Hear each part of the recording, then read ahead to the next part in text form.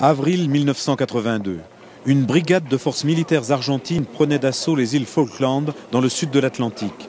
Elle affrontait les quelques 100 Marines qui défendaient l'île. Alors qu'ils étaient largement en situation d'infériorité, à la fois en troupes et en équipement, les Marines se sont défendus. Il n'était pas possible d'arrêter les Argentins, mais il était possible de les blesser. Et les Marines occasionnèrent des pertes humaines considérables. Ils ne déposèrent les armes qu'à la demande du gouverneur de l'île, en grande partie pour éviter d'autres victimes civiles.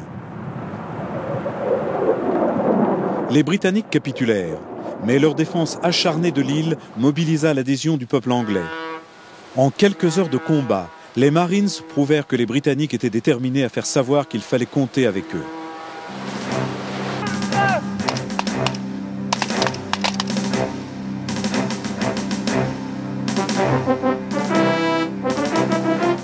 Quand les forces britanniques revinrent sur l'île, les Marines continuèrent à servir leur patrie avec bravoure, fidèles à un héritage vieux de 300 ans.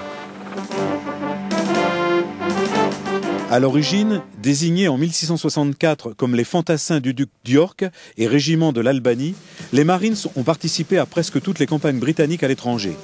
Traditionnellement, les premiers fusiliers marins servaient à bord des vaisseaux de la Royal Navy comme tireurs d'élite, canonniers et comme infanterie dans les opérations de débarquement. Tout comme ceux d'aujourd'hui, les premiers Marines devaient pouvoir s'adapter à tout.